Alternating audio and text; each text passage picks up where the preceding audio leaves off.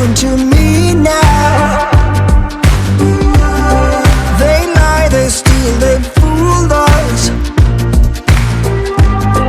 Deep down I probably knew this. I think I will be holding on to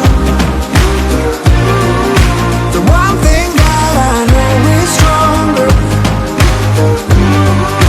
Love is blind and no one's perfect. Platinum seems so sharp. Greetings, everyone. Thank you for joining me on our newest episode of The Healing Factor for 2026. It's been a minute that I've been on here, and I'm really glad to be on here this year. We got a lot of good things happening, but I want to welcome to the show someone, a phenomenal woman, Dr. Maria Ian. She is the author of Sublime Dominion. And she's also going to be a contributing author in a book that's coming up really soon. But I'm not going to give you too much information on that. But before we get started, I want to let everyone know something really quick. I want to pause and honor the heart behind the Healing Factor. This podcast is dedicated to a dear friend of mine. Her name was Davina Lanielle Brooks, whose life was taken in August 2021. Her family is still seeking answers and justice and has not been served. Davina was more than a name. She was love, she was laughter, light, and presence. Her loss changed me significantly and very deeply. And it should be the reason why we all come together as women, and it shaped the reason this space exists. The Healing Factor was born from grief, from unanswered questions, and from the belief that women deserve to be heard, protected, and remembered. So today's conversation and every story shared here is held in honor for Davina and in honor of all women whose voices were silenced too soon. Help me welcome Dr. Maria Ian to the show. Hi there. Hey, it's a pleasure to be here. It is a pleasure to have you here, an honor to have you on board. You're the first interviewee this year. Oh, So, before we get started, I want us to be calm and just take a deep breath and take it in while we relax and get into the show. Okay. For our listeners, let's go into it. You ready? yay. All right, let's do it. For our listeners, can you introduce yourself and share what chapter or message you contributed to Women Rising, the Power of Becoming? Well, the name of my chapter is Be Fearless in Chaos. Okay. And the reason I selected that title is because what I wrote about in the book arose from a totally chaotic, incredibly, extraordinarily chaotic period in my life.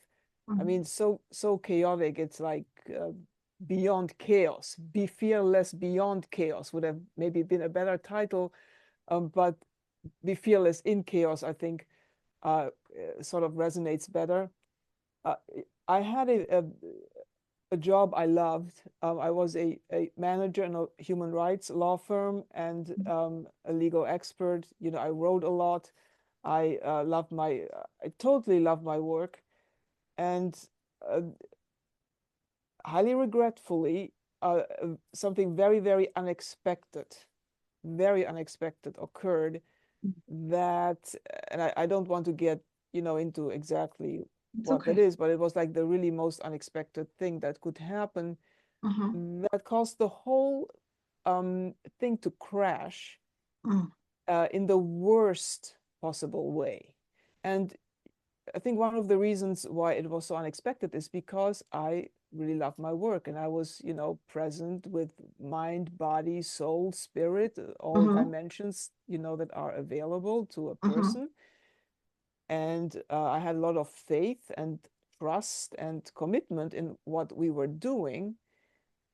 And I thought, what can go wrong kind of, you know, there's things that go obviously wrong all the time, but it would be something that eventually would be able to work itself out. However, what happened, you know, was really a total opposite of anything that could ever work itself out. Even if you put all effort into it, that you know, you put with goodwill and you know, just something beyond chaos, right? And that obviously got me to reflect a lot as to why would people do things. And I don't want to sound overly simplistic, like say, well, why would people do things that are evil? But why would people do things that they know is going to have adverse effects for everybody involved, right? And it got me to reflect, which is sort of a little like what you are dedicating your show to, right? Like, why would, you know, people do things that are really irrational in the sense that they are never going to work for anybody, including for those who are the perpetrators, right? Exactly. Yeah.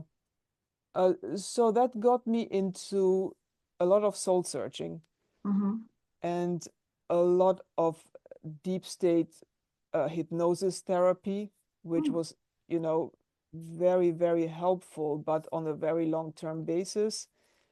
You know, the benefits weren't obvious immediately. You know, those take time to unfurl, you know, with time. Exactly. Yeah. And all of that, and I did a frequency therapy, which I also wrote a book about, and which is sound therapy,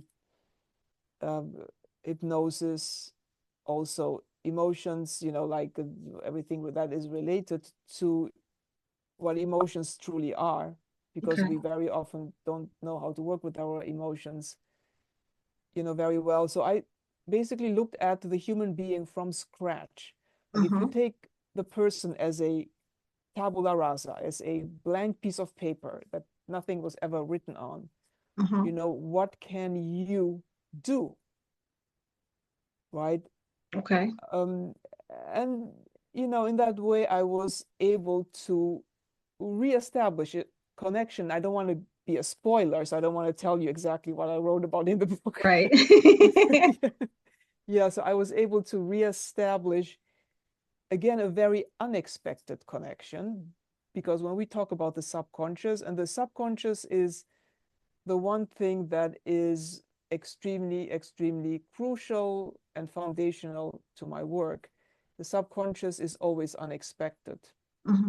Yeah, you know, so what I discovered, and that was then verified also by the means of facts and actual reality, things that, you know, people were telling me and showing me, uh, establish a connection that shifted everything sort of backwards and brought everything back into perspective Okay. and made sense out of things that had been happening my whole life, which when they were happening made no sense to me at all.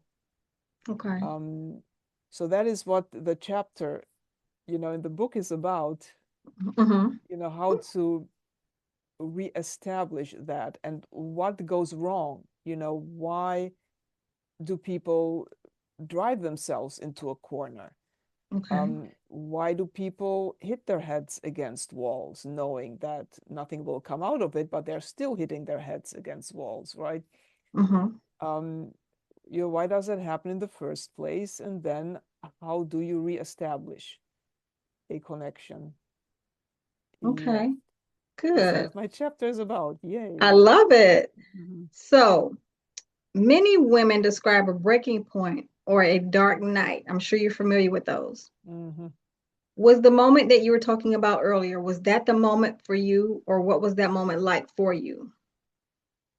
Well, that definitely was a very, very dark night. A pit, I mean, like a pit, like sort of even beyond a total night, because you know, again, the mind-boggling thing is why would reasonable, we're not talking about criminals, we're talking, I mean, they're white-collar criminals too, right? Yeah.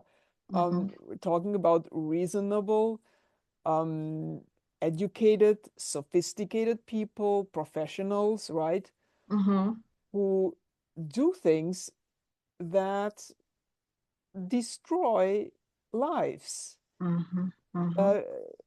You can say kill people even. It's the equivalent of really taking away, you know, a human life. Right. And it is not rational why somebody would do that.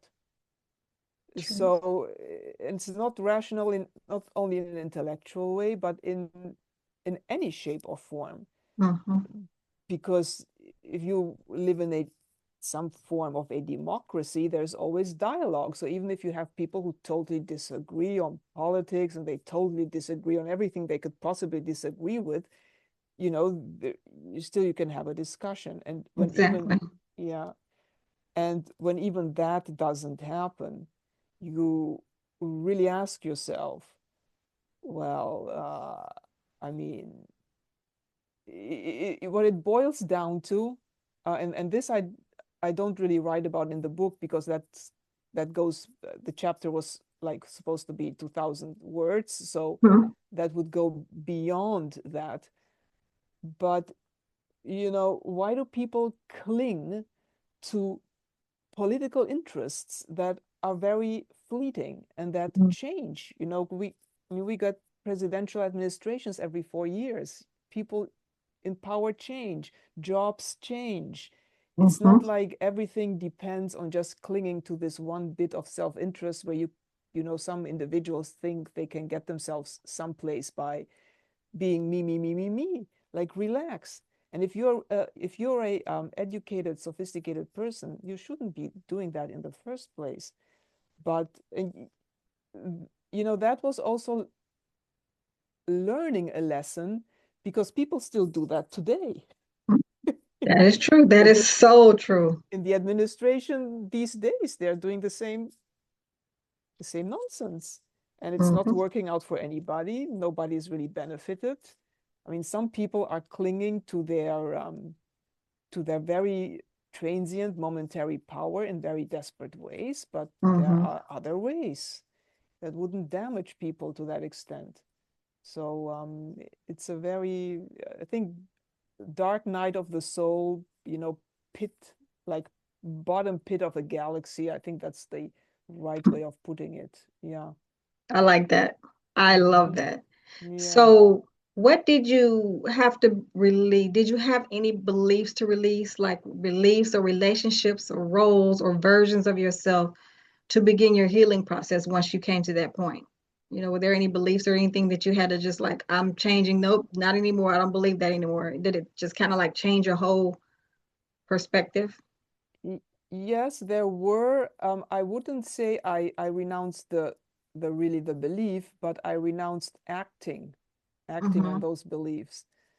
Um, like when you practice law, and there is a small, I know practice of law may have a very bad reputation because, you know, many people, I guess, don't like attorneys, they don't like going to court. Mm-hmm. Um, but truth remains, there is a very small number of very good attorneys, and they're not in the media, you know, they're not really being talked about as That's much. true. Yeah, but they do have a passion for going to the roots of problems, and they do have a passion for finding the facts, right? And that is what I was doing that I had to release, because if I would pursue that, I would end up buying a gun and shooting the people who did that. So I had to release that, right? I, But I mean, I still do the same thing. I still pursue the truth where I can. You know, I look at everything from the very bottom up, and I look into the very dark nights of the souls to mm-hmm. find what is there and what motivates individuals. Mm-hmm. But the part of myself that I released was to then put myself in there and to then confront those people, because, you know, that's not would end up pretty badly in many cases. Yeah, which leads me into my next question because you just kind of answered it a little bit, but maybe you can expound on it a little bit more if possible. In what ways are you still becoming? Well, you know, I found something very interesting when I was researching all of my books, but Mhm, in particular one that looks at the subconscious mind and very deep states of meditation.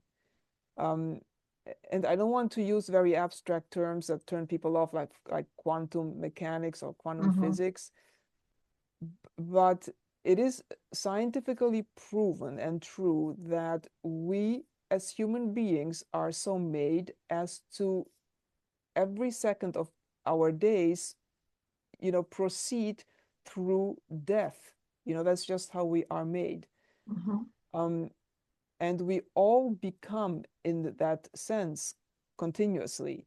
Now, there are those among us mhm, who don't like that, who don't have integrity when they confront that, who don't want to. That's a great gift, by the way, that we have. true, That's something true. that makes us very, very sort of like Superman humans, right? Mhm, But there are those who want to use that again only to cling to their tiny little corner of power because they think that's all there is true. on the planet, right? Um, but if you are able to integrity again is maybe a very big word, but if you are able to go into your genes, to go into your history, to go into your ancestry and find what makes me human there, these other individuals who obviously still exist, they are acting today, they were acting yesterday, but they will become just, less important, right? They kind of fall off. So I think becoming at some point means watching what very easily then turns into the gutter, even though they think they are, you know, Mhm. super whatnot, but they are gonna crumble into a gutter kind of scenario pretty fast. So I think that's a way of becoming. Yeah. Right. Yeah, I had some I also did a lot of research with Mhm, individuals who lived through and survived combat zones, and this goes uh, I didn't put again I couldn't put that into the book because it would go beyond those 4 pages. um, but they have mostly many of them have, it's not all of them have two things, right? mhm, They see peace and tranquility very clearly, which is totally counterintuitively because you would think somebody who goes into combat, they're just gonna go out to kill. They're not peaceful, right? No, they see peace and tranquility very clearly. And they have a thing of like thinking the enemy is really, really funny. I just want to laugh into this person's face, even though they may not actually do that, but they have that, peace, tranquility, and this is just, not this person is ridiculous beyond whatnot, right? mhm. So that's sort of my model of becoming. Yeah. I understand. I completely Mm. understand what you're saying. It's almost Mm. like the quiet before the storm. Yes, that's very beautifully said, and that's actually language I use in my book because that is Mhm. how the quantum reality, that is how this death and resurrection breaks into the human world. It's a choir that hits the right note. It's because it hits the right note that it Mhm. then becomes a human reality as opposed to being just subconscious. Yeah, absolutely. Exactly. Exactly. I Mm, completely understand what you're saying. I love mm, it. mhm, So we have, let me see what I can do really quick. I have one more, maybe two. We'll see. mhm. If you could write, let me see. Let me go back. For the women listening who feel stuck, broken, or afraid to face her truth, what would you gently tell her now? Well, I have spent so much time reflecting on that. Um, I would suggest read my books, and I'm not saying that because I want sales. Right. Um, I'm saying that because that's what got me to write. like the book you see behind me, Sublime Dominion, it's written about a woman whose whole life crumbles in very unexpected ways. And you have to know how to keep the silence in that moment. Yeah. And that's what she knows because she was trained, right? But the majority of us isn't trained to, when everything crumbles, to hold on to the silence in that moment. The average person doesn't know how to do that. And it's, a very interesting question that you asked, because when people don't know how to do that, that's when they deviate onto paths which they later on very, very much regret when it's too late. So short answer is, find the silence in that moment. The longer answer is, you got to read some material to understand what that means. Right. Yeah, and that's sort of what this book was written around. Okay. That concept. Yeah. I love it. Well, we're close to the end, and I want to make sure that we don't get cut off. No. That would be bad. Yeah. But Dr. Maria, Ian, I really want to thank you. And I want to invite anyone who can to purchase Sublime Dominion and check out some of her other books. Are they where are they located? I will send you, do you have I will provide the Audible. The Audible is the best way to get a hold of that book because it includes both the audio book and the actual book into one.